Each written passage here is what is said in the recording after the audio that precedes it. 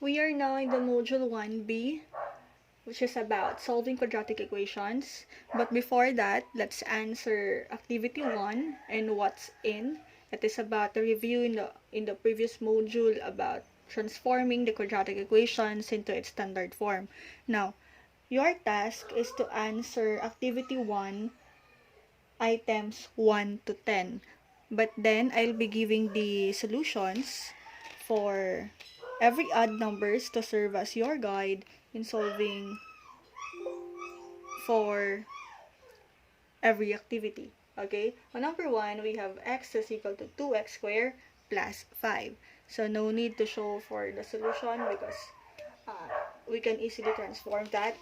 So, the first thing that we can write is 2x squared because that is the quadratic term, followed by the linear term. However, our linear term, x, is here. Okay? We need to transpose that on this side of the equation. So, magiging minus x. We always have to change the sign kapag nasa kabilang side siya ng equal sign. Kasi dito, inuna natin si 2x squared. Ayan, positive yan siya. Si x nasa kabila. So, ilipat natin. So, naging, instead na positive, naging negative x. Sorry, maingay yung mga aso. And then, copy, positive 5. So, that is now the standard form. That is equal to 0. Okay, take note that 2x squared and 5, the same on their sign, except on x kasi nilipat natin yan siya. Okay, so 2x squared minus x plus 5 is equal to 0. The value of our a is 2. The value of b is the invisible one, but that is negative, so we have negative 1. And for our c, we have 5. Alright? Next, so number 3, we have 9x is equal to 3x squared. So, the same thing, copy first, what is the quadratic term? The quadratic term is 3x squared. So, kopyahin natin yan. Pero, yung linear term natin nasa kabila. Kailangan natin siyang ilipat. So, paglipat, naging negative 9x. Meron ba tayong constant? Kagaya nitong 5, yung walang variable, wala siyang constant term. So, diretso na tayo as equal to 0. Kasi dalawa lang yung given natin. Okay? So, the value of our quadratic term here is 3. The linear term is negative 9. Kasi wala tayong constant, wala tayong inadd dyan. So, that will be 0. Okay? Also, in number 5, it is already written on its standard form kasi nga it is already arranged from the highest degree up to the lowest degree. So, kukopyahin na lang natin yan. This is the easiest. 5x squared minus 7x is equal to 0. The value of our quadratic term is 5, followed by the linear term, which is negative 7. So, the constant is 0. On number 7, we have to simplify this first for us to be able to get its standard form.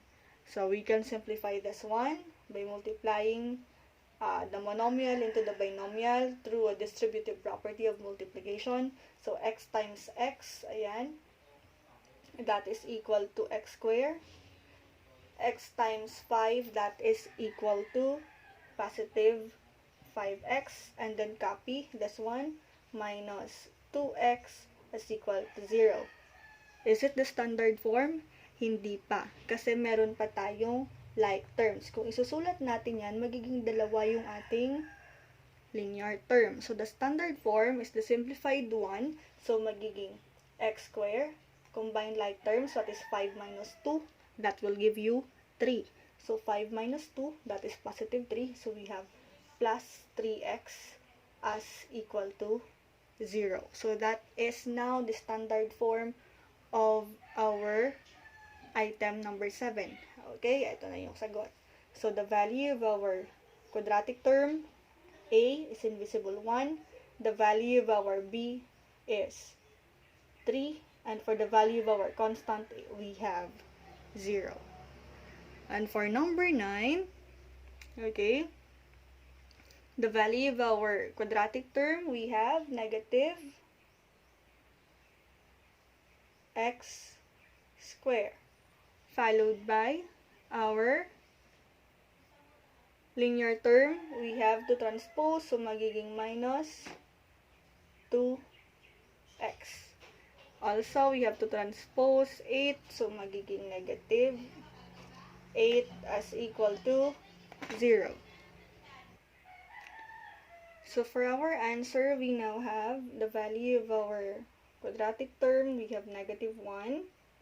Also, for our linear term, we have negative 2. And for the quadratic term, we have negative 8. But honestly, we can have two possible answers for this. Okay? Pero para mas mapadali at para mas uniform tayo, una nating titingnan kung saan yung ating quadratic term. Kung ano yung quadratic term, yun yung ating isusulat. Okay? Kasi ma'am, ano yung sinasabi mo pwedeng maging iba yung sagot? Halimbawa dito sa number 1, okay? Halimbawa dito, pwede maging iba. May second answer tayo dyan. Kung dito tayo lilipat sa kabila, pwede rin. Pwede yan siyang maging negative 2x squared. Okay, nilipat.